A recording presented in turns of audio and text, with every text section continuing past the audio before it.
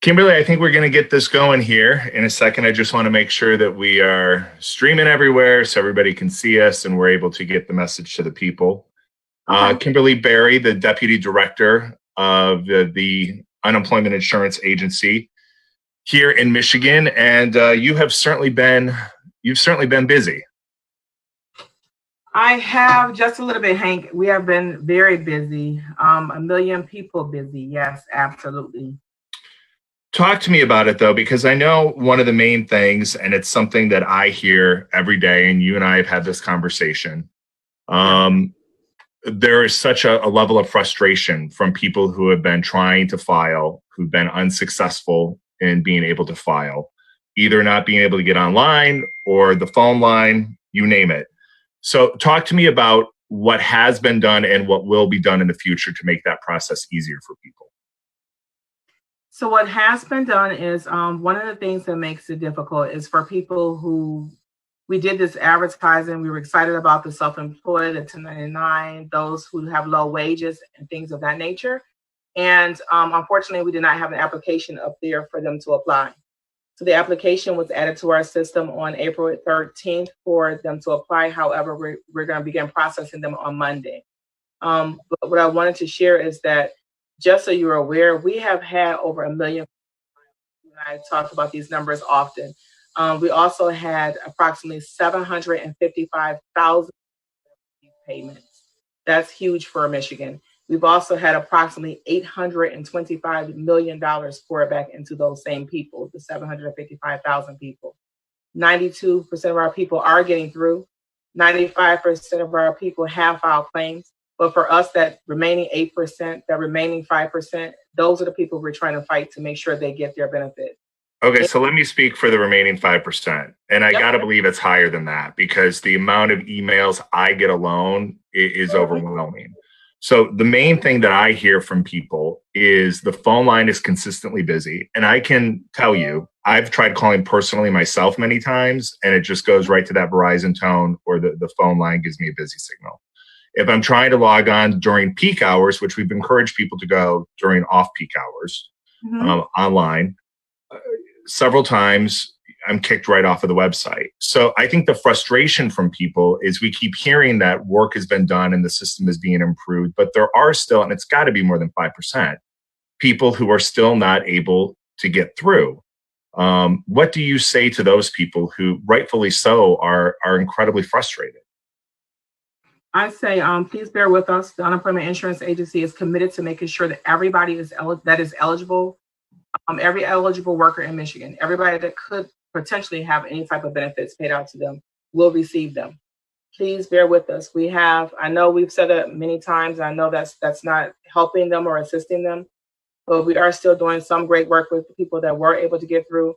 If they apply today and it's past the date that they should have applied, we're going to make sure those people get paid still. That's not, if you were laid off on March 16th and you don't get in until April 21st, we're still going to make sure those people get paid. So I'm gonna go through some of the questions we're getting because we're getting a lot. So Steve, for example, sent a question in and said, "I believe I registered successfully more than a month ago, but I've received no confirmation from UIA and I haven't received any payment yet." If people have believed that they've registered and it's worked, shouldn't they be hearing from you on some level? Or how long does it take for them to get that first check? It depends on what Steve applied for. So if Steve applied for regular unemployment insurance, then yes, he should have received a payment by now. Let me take that back. If Steve applied a month ago, I don't know when his first cert would have been, but his first cert should have probably been at least the second or third week. And so payment should have gone out, absolutely. If payment has not gone out, we do have some claims that we have to take a look at to see why those payments are going out, or if it's something that happened before COVID, because you're saying a month ago, and that was right just before COVID actually came up. Yeah, and I had the same message from somebody named Emmett who said, "I filed my claim online, I was approved, payment was issued, and then reversed. I can't get through now." So I guess my question is, if somebody has gone through the process and they believe that they have been confirmed, are they still going through the same process that everybody else is to call, or is there a separate way for them to get in touch with you just to follow up? There's a separate way they can get in contact with us, and that would be to go back into their MyWim account and to shoot us a web notice, and we can look at that individually through a web notice. Absolutely. Okay. I've So got to tell you though, I'm just reading. I'm reading from so many people here, Kimberly, from Jill, from Jonathan, from Kelly, from Tina. These are all people that are live messaging us right now and saying that they are still having trouble getting on. Are you aware of any problems with the phones or the website as of today? There are not problems with our website or our phone, Hank. The issue is we have the volume of people that are trying to get through. You got to remember, we only have a certain amount of people that are actually working. We're building up our staff. We're increasing our staffing needs to assist with that. But we have to get there. Those people have to be trained. They have to be hired. We are increasing our staffing levels by the hundreds. So within the next few weeks, we'll have hundreds of people on our phone system as well to assist with these customers. But not an issue. We're still live. Our system is up. Our phone system is up. It's just the volume that we're getting is still massive. It's still unprecedented numbers. And I want to apologize for not looking directly at you, Kimberly, or to the camera. What I'm doing is I'm scrolling through our Facebook Live and I'm trying to read the questions from people. As you can imagine, we're getting a lot. So I'm just trying to not be repetitive and also read as much as I possibly can. I guess as I go through some of these questions, can you talk to me about what the governor has done to ensure that people will be able to get payments longer? What was she able to do to ensure that unemployment will get to those who need it most? So one of the things that the governor was able to do, and we really appreciate, is that we've upped our amount of weekly amounts, the amount that they can claim. So initially we were at 20 weeks, and now we're at 26 weeks. Thanks to the federal government, we've now upped that to 13 weeks. So once a person is approved for benefits, they can get up to 39 weeks of unemployment, be it through the PUA or through regular unemployment insurance. They've also increased the amount of funds that they can receive. So they get the $362 or up to $362 on regular unemployment insurance, up to $318 on PUA, and an additional $600 for both programs. Let me just go through quick questions. I quit my job. I wasn't fired. Am I able to file for unemployment? File for unemployment. That's the one thing I tell everybody: file for unemployment and let us handle it on the back end. We don't want people not to file just because they don't know if they qualify or not. File and we'll figure it out. Question, and some of these are going to be, people are hearing things and they don't necessarily know if it's true. I've heard that people who are low income are getting their payments last. That basically the idea is that treatment is being given to those who may be in higher paying positions. Not true. Let me explain it this way. So the people who are low income, the people who don't have enough wages to qualify, those are the people that was just, we just got the federal guidance of how to administer the pandemic unemployment assistance. So those applications out there, we're working on processing those this weekend and beginning Monday. So next week, probably on Wednesday, they'll be able to certify for their payments as well. Okay. They're not before anyone. It's just a matter of making sure everything is set up for them to receive their payments and to make sure they can actually certify. Question, once somebody is in the system, I'm trying to do the live chat. It does not work. Live chat works. We have to have an agent available for them, but live chat does absolutely work. People who have been denied previously, pre-COVID, should they be trying to reapply now because maybe there's more flexibility in their approval process? Or if you were denied 6 weeks ago, you're going to be denied today? No. People that were denied 6 weeks ago should wait. We actually have a team that we're instituting on Monday to actually take a hard look at those cases and see if we can get those done. We are actually a team that's already been working on that, but I want to dedicate some more resources to those individuals as well. As I roll through some more of these questions, I think one thing that really struck out to me was, knowing that this pandemic was on its way. We could see what was happening overseas. We could see, the reaction as it made its way, I guess, from New York to Detroit. Was work being done at that point to say, hey, listen, we could end up with the big problem here. We need to up this system. Or did it just kind of collide all at the same time? Because the feeling I get is that there wasn't enough work done early on to kind of prevent all of these problems, that now you're kind of playing catch up to make sure that you can get everybody filed. Absolutely not. One of the things we have to remember is that the agency itself was preparing in the background for this pandemic. That's the one thing Steve and I have always talked about.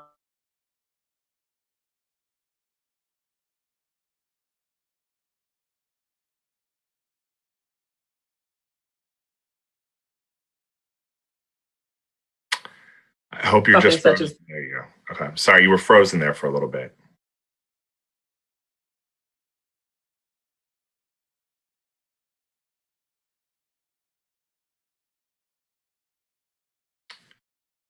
Something like this.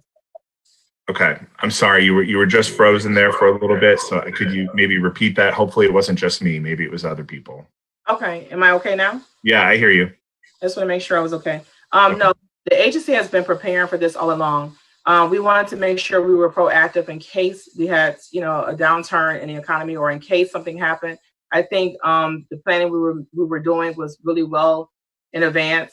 I think what threw us off a little bit was the fact that we had different programs that were brought up at the same time. So the FPUC and then the PUA came up at the same time. That was the only thing I said. But no, Steve and I have been planning for a day such as this all along. So now we have this week that where non-essential workers were also able to apply, low-income earners. That had to throw thousands of more people onto an already taxed system. I would assume that had to cause some issues with the site or the phone line, because if you were having issues before, then you add another few days go by and you add thousands of more people. That's got to be a point of concern that you're going to be able to work with all of those people. So no, that's not a point of concern for us because we keep adding, as I indicated to you in an earlier interview, we keep adding servers to it to make sure we can set up our system, to make sure our system stays up. As I mentioned earlier, we're adding staff to the equation to make sure we have staff on the phones to assist. We're adding hundreds of staff on the phones to make sure we're able to handle that workload or continue to handle the workload. And then Diane says, I was denied for saying that I was not seeking work currently. How can we seek work during a COVID crisis? The seeking work and the work searches are suspended at this time. That should not have occurred. I will, if I had the information, I could go ahead and try and research it for that person, but I don't. But Diane, if you hear me, just email me at hankw@wdiv.com and I'll try to get your information right to Kimberly. Teresa says, I have a stop payment indicator. What does that mean? That means that it's something we need to verify before the actual payment is released. A few people saying that their accounts have been locked. What do they need to do in order to get their account unlocked? If they click on their account, when they go into log into their account and it says it's locked, there's a button that they're supposed to click right there that says click here, and then it'll automatically go to our IT team. We've added more resources to our IT team to be able to assist with locked accounts. John says, what does open non-monetary issue mean? And I've gotten a few of those. That means there's something that's holding them up, be it we need to verify something from them. We may need to verify something from the employer. If people have been, let's just give a date. If people started to file at the beginning of the month, because I'm getting a lot of questions from people, when am I going to get my check? Well, we don't know because I don't know when you filed, when it was certified. Let's say April 1, you were certified. When could somebody expect to get a check if everything goes according to plan? Their first certification would have probably happened late this week, early next week. So they can expect to get a check 2 to 3 days from there, or if it's a debit card or ACH straight to their bank account, 2 to 3 days from there. We know we've been reporting it, and I trust me, I know it's been frustrating for a lot of you guys too. I'm trying to see both sides of it. It's just hard for me when I read these emails because they're so people are desperate. You know, they I get it. They need their money and they feel like they're dealing with Lansing and Lansing is not helping. And then I talk to you and the people in Lansing and I understand kind of the inside focus of what's happening and what you guys really are doing to try to make it work. But I think the thing that's concerning is that, you know, we keep reporting this number that now the call center is going to have 500 people. Well, I think we have to put that into perspective, though, because just because you're hiring, or you're going to have that many people, that doesn't mean those people are in those seats today. Like you said, it's going to take some time to get them trained and get them up and running, right? Mm-hmm. Correct. So is the phone then still not the best way to go? Because that's really there's probably about 130 people at any given time during the day answering that line. It's actually 207. Okay. But yes. So web would be the best way to go still then. Absolutely. Web is still the best way to go. And if they can get into their MyWim account, web notice is even better than a web. Yes. Okay. People are saying that they submitted applications about 6 weeks ago, then they did it again. They did it. Should you just be filing the one application and letting that roll? Or if you haven't heard anything, should you be trying to do it again? If you file the one application and it's gone through, you should hear something, either a denial or they can get the benefits. So don't keep reapplying. If you've already applied, let that application take its process. I think that's one of the reasons why we have so much traffic on the internet, on our online services, is because people don't hear right back immediately, and then they'll file again or try and file for something different or keep looking for something else. Just be patient and let that process run through. I'm getting a lot of questions from different temporary workers, so I'm going to try to have you answer Dottie's rather. She wrote, what if you were working for a temporary company, then were hired directly, unemployment denied because I left the temporary company, but I really got hired directly? So I'm getting questions kind of like that, but does hers seem like something that you can address? What she should do is she should protest that denial and explain what you just explained to me in her protest. Okay. Take a look at that and see if we can get her approved. Why does it say open non-monetary issue, but there is no communication as to what needs to be done to resolve the issue? So again, we're trying to move staff from the phones to do the actual adjudication of the open non-monetary issues, and we'll start that process. We have a few staff that are working in the background, but of course our volume is unprecedented. So we're going to move additional staff to that area to work those queues as well. So the open non-mon means we're waiting for more information from the claimant, or we could be waiting for information from the employer. Okay. I know you've answered, will we be back paid? Yes. But since self-employed and low wage just got to file, will we still get from our first file date? Absolutely. Yes. Yes. Okay. I know some of these are repeat, and I apologize, but no, you're totally fine. I'm talking to you. I'm reading words. It's like It's like I'm in the studio and I'm reading a teleprompter, and the producer's talking to me in my ear. So I'm trying to keep it all straight. No, that's fine, but that's important for them to know that they, even if they apply again for the ones that are just able to apply for the pandemic unemployment assistance, and for people who are not able to get through on our system, doesn't matter when you file, it'll backdate to when you were supposed to get the benefit. That's for everyone. I had a non-monetary issue. It told me to refile, and I did. How soon could that be cleared up? That should probably be cleared up. If the person refile under pull up, that would be cleared up this week. Okay. A lot of people are really upset with the chat feature. They are just not liking the chat feature, but you believe that is up and running, and it's a good tool for people maybe to deal with kind of a quick question, because we're getting a lot of questions from people saying, I filed and my birth date they had the wrong birth date, or my social security number was wrong. It's just a quick thing I have to change. I don't want to have to go through the whole system. Is that when the chat feature could be something that would be good, or what do you do if you just need to make a quick change? They could. So they're saying they can't log in themselves to make that change. Is that what you're saying? Yeah, everybody that's talking about, and a lot of things about people having the wrong birth date or the wrong social security number, or they're not matching. And they just want to make a quick change, but they don't want to have to wait on the phone line, or they don't want to have to try to log in. So what should they do?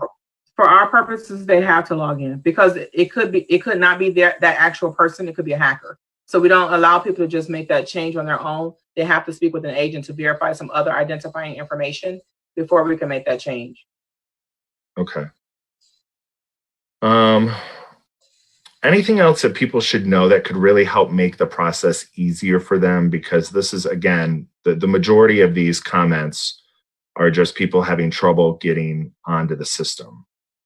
Only thing I could keep telling them, Hank, to be honest with you, thus far, please, if you have an opportunity to use online, try and use online on the off-peak hours.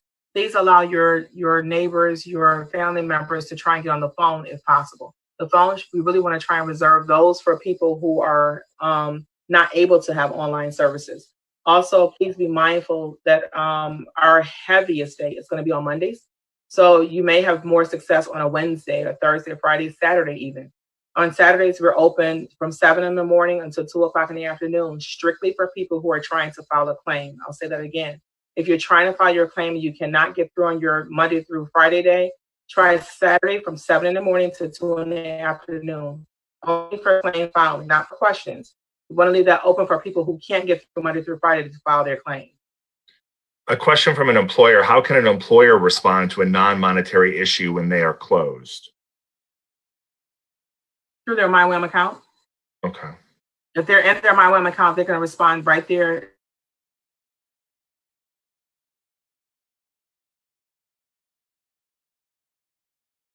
As she froze up for me here for a second, so as we wait for Kimberly to unfreeze. CRM tab.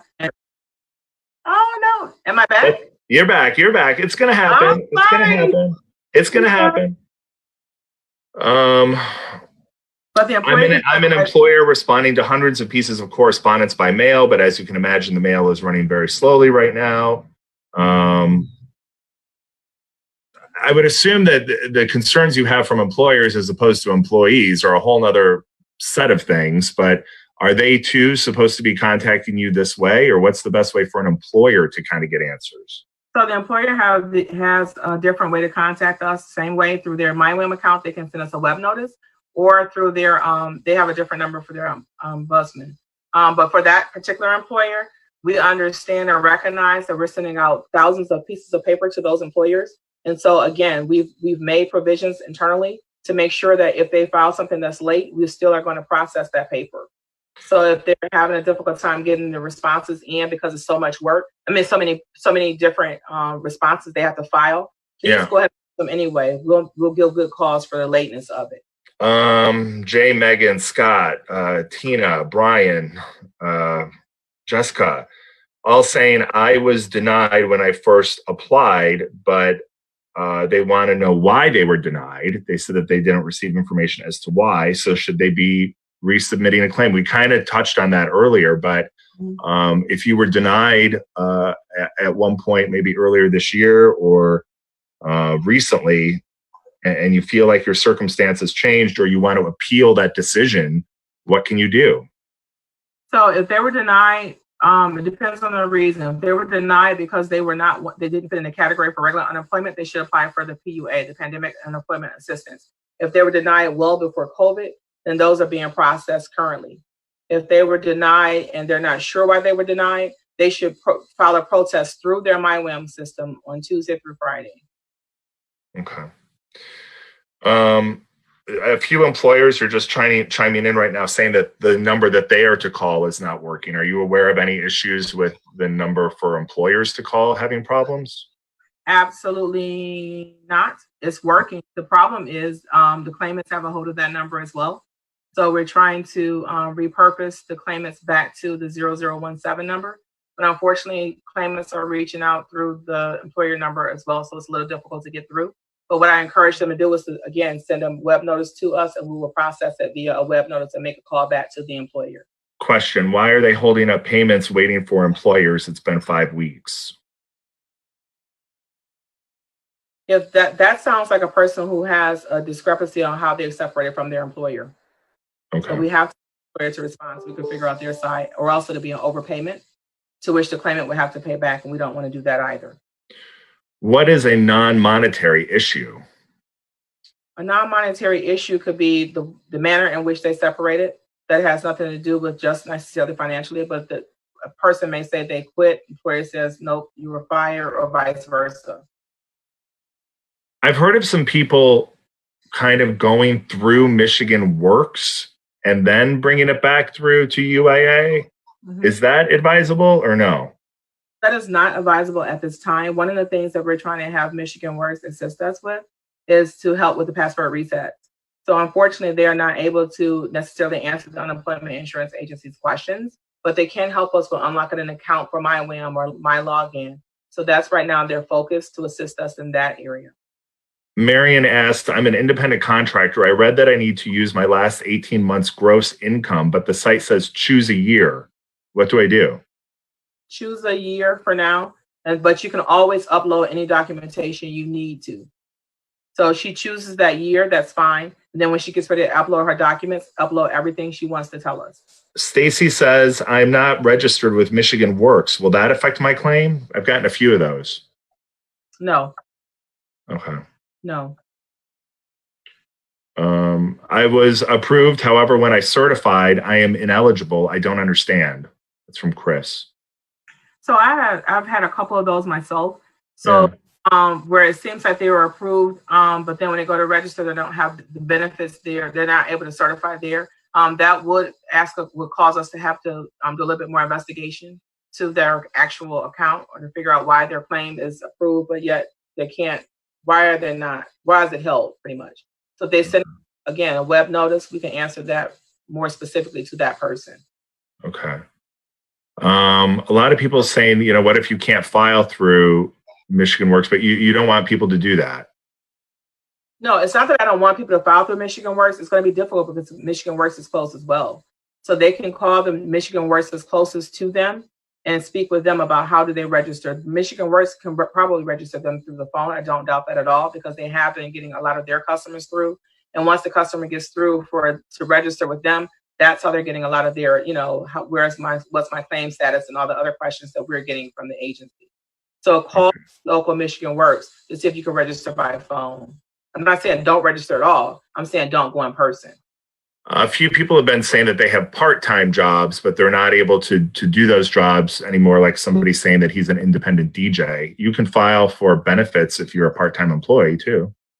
Absolutely. He could file as a part-time employee, and the fact that he's a DJ, he could file for the Pandemic Unemployment Assistance Program. Okay. Again, I'm just trying to fly through these. There's so many. My account is locked. If your account is locked, if you've entered the wrong, I just had this morning with my own work computer, and it took me a minute to get things rolling again. If their account is locked, is it the same number? They have to call through the same system, or what should they do? It does. If they go online, though, I guess I'm not understanding. If they go online and it says their account is locked, there should be a prompt that tells them to click here. When they click here, it sends an email to our team to reach back out to them. So I need for them to kind of watch that, because once they go into their account and it's locked, there's a paragraph that says click here. Once they click on the word here, it'll take them over to an email address to email our IT team. I'm getting a lot of, and I've heard about this from different people. They've emailed me where, let's say they're considered essential right now, but for whatever reason, they don't feel comfortable going to work there, even though their employer is telling them to go to work. Mm-hmm. If they choose on their own not to go to work because they feel the conditions are unsafe, are they able to file? They can file. I will tell you, because they're gonna get denied, aren't they? They may not. They may not. Because remember, the way the governor's executive order read, it took care of those who are sick and those who are caring for other people, and it took care of it's more broad now. And so there are 13 reasons that you can qualify for under COVID with unemployment insurance. And so as long as they meet one of those 13 reasons, they may be approved for benefits. Okay. And while I have been, letting you know about all the negatives that we're hearing, I am seeing comments from people that are saying, I didn't have an issue. I logged on early in the morning. I made a phone call at night. So it's not all bad, okay. But the emails that I get are not all singing the praises of UIA. And I have to tell you, and I've had this conversation with you off camera, I have not been so overwhelmed with emails regarding one singular topic since the Flint water crisis. And I can open my email at any point, and I know I'm going to have hundreds of emails, and 95% of them are going to be regarding UIA. So I know, people are frustrated. We know they're frustrated. I appreciate your time and answering some of these specific questions, because I'm trying to respond to all these emails as best I can, but I don't have all the answers, and I don't want to let people down the wrong road. And Um, that's fine, Hank, but the Unemployment Insurance Agency appreciates this time because it does, maybe we can reach our audience in a different way. So this is very helpful. So thank you for this. um, Thank you. We appreciate it. My husband has not received the money on his card, and now he can't get through. Um, how do you get card issues resolved? That would be the same thing.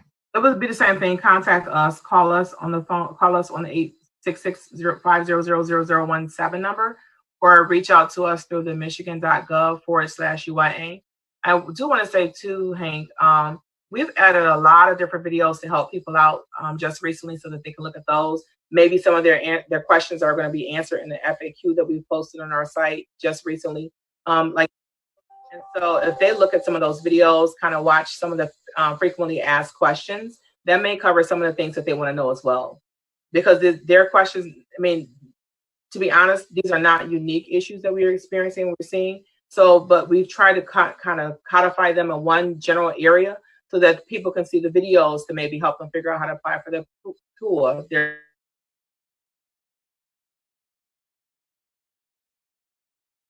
Got you frozen here for a minute. And while I do, my hope in talking with some of you directly right now, and we appreciate Kimberly's time today.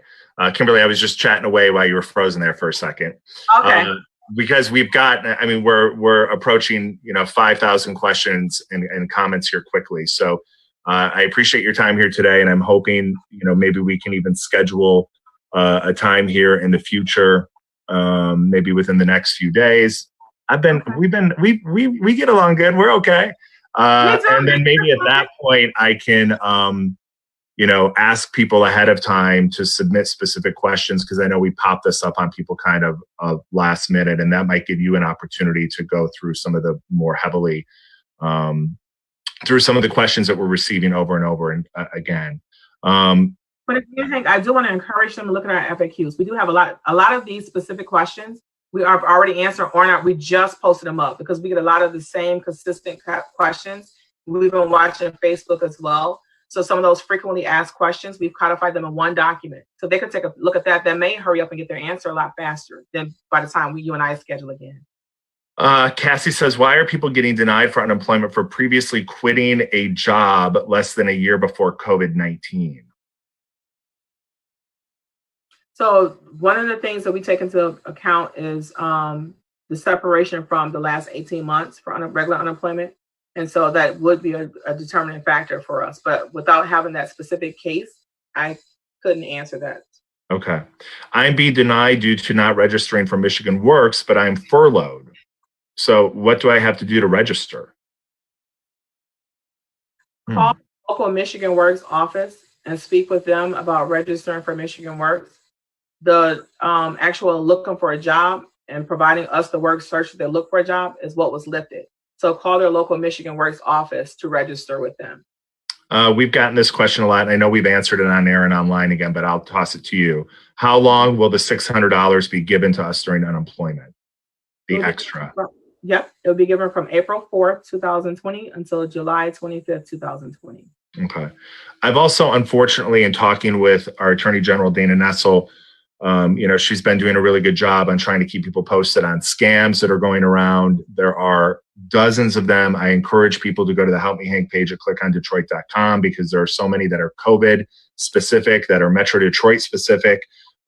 We recently heard that people were calling, working to pretend that they were from the unemployment agency, calling people directly, asking for personal information. You're not likely going to get a phone call from the unemployment insurance agency, and the first question you're going to get is, can I have your social security number and your banking information? That's not how it works. No, that's not how it works. No. I certified and checked the wrong box mistakenly, waived a week, and now I don't know how to fix it. That's unfortunately, that's like we've anybody who's had a small clerical error or a problem in filing, they just have to get through back to the system, right, to make that change. Yes. Okay.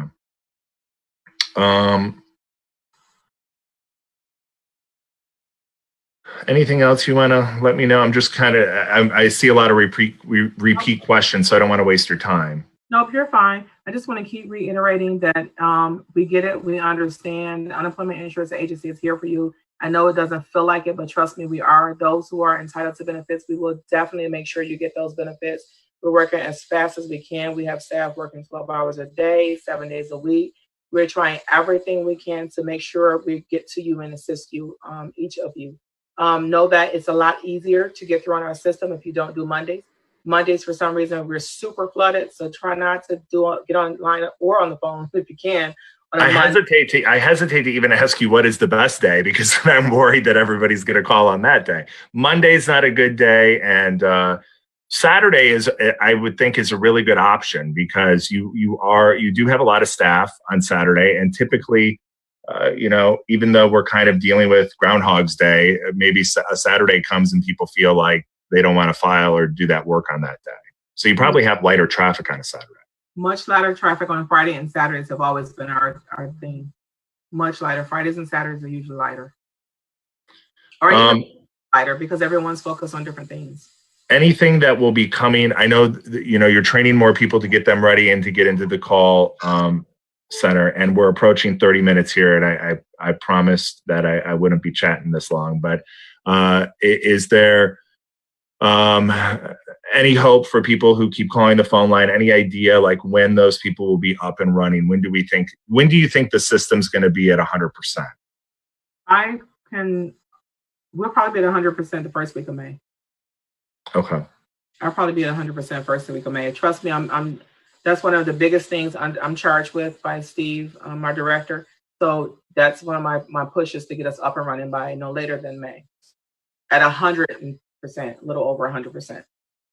Yeah, and I think that is, I think the thing that is what's so concerning to people and so upsetting to people is because they feel like if we knew that this was coming, and you could, see what was happening in New York and in other states, why wasn't more done at the very initial phase of this, even though you say it was? Clearly, though, enough wasn't done because we would not be experiencing these huge spikes. Having said that, what is happening right now is unprecedented. I mean, the numbers that you're seeing and you're dealing with eclipse 2008, especially in the short time frame that you're seeing. This has really been a month that you've been seeing these. So while I understand people are incredibly frustrated, know that they're doing the best they can with what they have in front of them right now. It just seems like more work should have been done to kind of prevent this. Are you hearing from people in other states, New York, California, where the numbers are so high, that they too have been experiencing similar issues, or were their systems prepared for the possibility of something like this? Actually, to be honest, I am hearing from other states, absolutely. Our system was actually ahead of some of the other ones, to be honest. So we're getting calls from a lot of the other states to ask, what did we do to come up so fast? So I think I understand people's frustration. I get that we could have prepared a little bit more, but I just pushed back a little bit, and I'm not 100% sure anybody could have prepared for what we have. When you're talking about over 1 million claims and us still getting out 775 Michiganders received $825 million in payments, I feel like we're doing a pretty decent job. Could we improve? Absolutely. Are we trying to improve? No doubt. We are always trying to improve our process. So know that we understand they are frustrated, but every day we are on calls all day trying to figure out how to make this. I'm going to start to wrap up here, but one thing that I see over and over and over again, because there are some people who don't have access to the internet, and maybe, they don't know how to use the system. A lot of people saying that they faxed information over or they mailed information in. What happens to that information? The information is processed. It's going to take a little bit longer, but it is processed. I always encourage people to, if they can, try and upload it if they can. If they do have access to online services, please try and upload it. That'll hit us much faster than a fax or an email, to be honest. So if they can upload it, that'll make the process a lot faster. And a lot of the questions regarding the offices, because I know, like, especially on West Grand Boulevard, people would like to go in there. They want to have that face-to-face interaction, kind of get things done. Those remain closed until the governor makes a change in regards to her order, correct? Correct. Okay. Remain closed. But people can continue if they choose not to do anything online or make a phone call. They can mail that in, and I didn't know that. I didn't think that mail stuff was being sorted because I didn't think people were really in the office. Mm-hmm. We're essential. We're here for the Michiganders. We're essential, so we know we're still working. We still have people in some of the offices. They can't go, unfortunately. I'm essential too. I feel you, but I tell you what, I think it's great that you understand what you're doing is a huge responsibility, and hopefully you're able to help a lot of people. Like I said, unfortunately, the messages that I've been getting from people is they're not very happy, not with you specifically, but they've been very, very frustrated with the unemployment insurance agency. And it's my job, to speak for them on their behalf to say, this isn't right. It has to be fixed. And I can tell you, in the last 3 weeks, I know a lot of work has been done behind the scenes to try to make it right. It's just not moving as quickly as everybody wants it to. And that's, what causes concern for a lot of people, especially with the phone. So, Kimberly, I really do appreciate your time. I kind of put you on the spot saying that you'd agree to do this again. And I know you will. I appreciate that. And at that point, what I will do is we will promote it ahead of time. Because I'm working from an offsite location. This is going back to the station, then to Facebook. I'm reading it off my phone. So we wanted to make sure logistically we could figure it out. But if we can give people a day and a time, maybe 24 hours ahead of time, they can submit those questions straight to me. I can have a conversation with you so we can kind of focus it a little bit more. So we were just kind of going, from the hip there. So I appreciate you taking the time to answer questions that you were not necessarily given knowledge of before we kind of started this. So I guess just to wrap up here, Kimberly, what would be your best advice to people, the people who are still saying they can't get through, they can't get on the web? What do you say to them? I say continue to try. Look at trying to do a Sunday, a Saturday. We're open from 7 to 2 on Saturdays. Try and log in on a Saturday. See if we can get through to us then. Our chat is up on Saturday. I understand some people are frustrated with our chat system, but our chat system is up on Saturdays. We have people on the phones on Saturdays. It's really for those who are trying to certify. So please remember that. Remember your neighbors. The ones that don't have access to internet need that phone. So if you can get online, please get online. I understand your frustration, but if you can, that'll help somebody else who doesn't have access to online services to be able to at least get through on the phone. So we got to kind of sort of be patient. I know we keep asking for that, but every single solitary person that is eligible in Michigan will receive their benefits back to the initial date of when this started. So just hang in there with us, please. We're trying to do everything we can to bring everything to get us 100% staffing. You got to remember we had 1,200 people back in 2009, 2008 when this happened. 2020, we don't have near about that staff. We're at half capacity. So we are trying to get us up to speed. We're trying to make sure we do everything we can to get additional help on the phones. We make sure our servers are stable so that we can have people online. Just hang in there. We're hanging in there too. Just hang in there. We're 7 days a week, 12 hours a day. We're trying to make sure everybody gets their benefits. So just please hang in there a little bit longer. And hopefully by the next time we talk, Hank, I'll have a little bit more update for you in those regards as well, so that you can know exactly what we've done and where we're at, and how we've improved, and give you some better numbers. Yeah, and I encourage the people at home to continue to email hankw@wdiv.com. Help me, Hank at clickondetroit.com. Both the emails work; they get to me. I read them all, and I take in what you're saying. I'm trying to respond to as many as I can. But if you don't get a response directly from me, understand that I'm taking those emails and I've been sharing them with people like Kimberly, trying to get answers for you. That's really why I wanted to do this, because I know there's no way for me to respond to 500 people a day, 1,000 emails a day. So I was really thankful that you were able to give me this time today.